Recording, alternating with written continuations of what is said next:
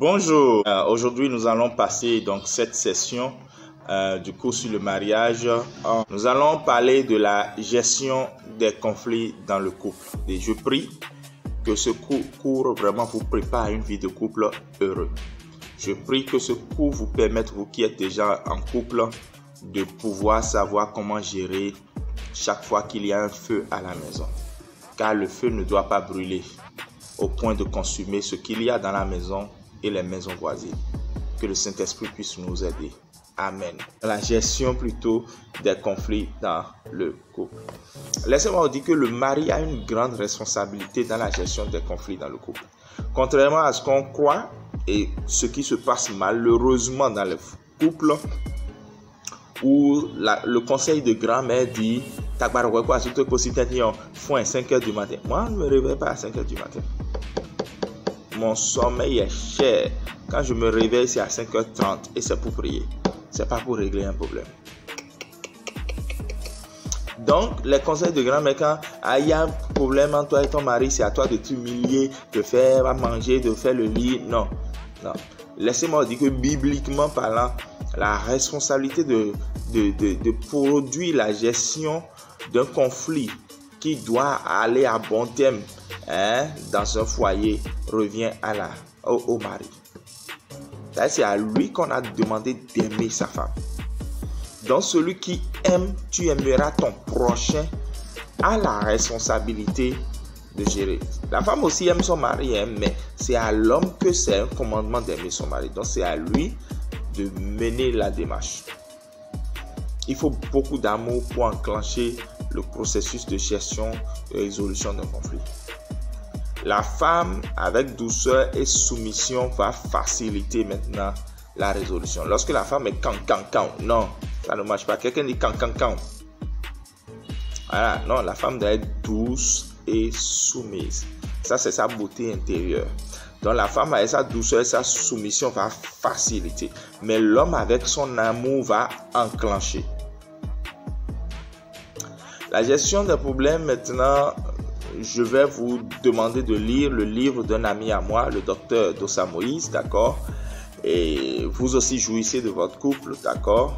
Moi, de longue date, bientôt 20 ans d'amitié avec son épouse. Et il est psychiatre, il est pasteur et il est formateur, des formateurs même en couple.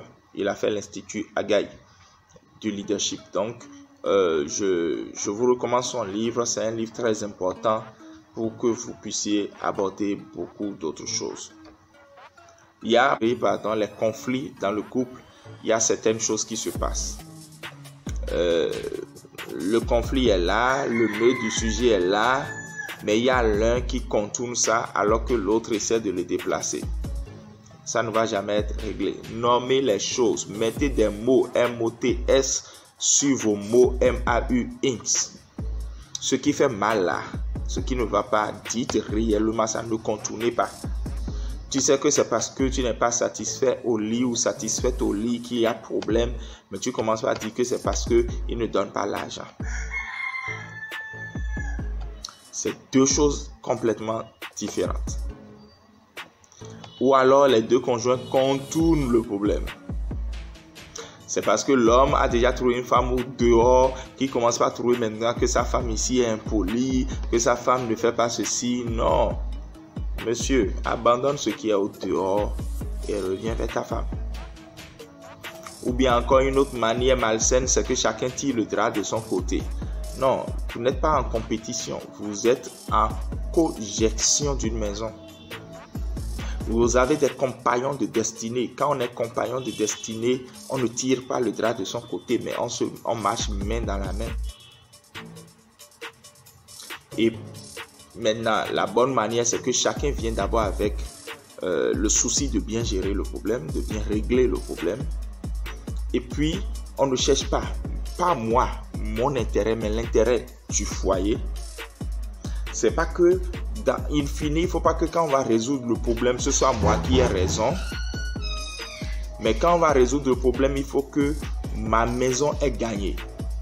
Mon foyer ait gagné. Il faut que quand on aurait résolu le problème, je puisse dire ma maison s'en est sortie vainqueur. C'est pas pour dire, la fois dernière, quand il y avait eu tel problème, est-ce que c'est pas finalement ce que je disais qui était la bonne? Non, non, non, non. C'est l'immaturité qui parle comme ça. Donc, c'est ensemble que vous définissez l'avenir. Et si moi, j'ai des conseils personnels à vous donner, c'est que si vous voulez vous asseoir et discuter de quelque chose qui ne va pas dans votre couple, premièrement, priez avant de commencer la discussion.